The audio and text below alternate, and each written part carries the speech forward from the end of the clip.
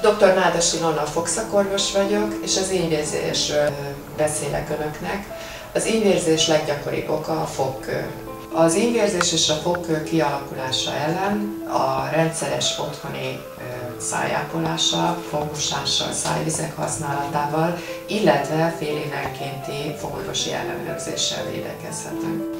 Ha már kialakult a fogkő és az ínyvérzés, ezt otthoni szájápolással nem lehet orvosolni, szükség van a fogorvosi rendelőben professzionális fogtisztításra.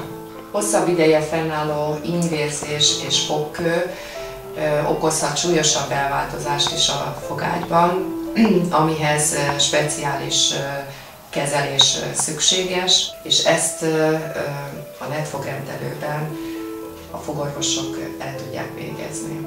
A professzionális fogkő eltávolítás nem csak az ínyvérzést szünteti meg, hanem kellemesebb leheletet biztosít, és a pácienseink bátrabban mosolyognak.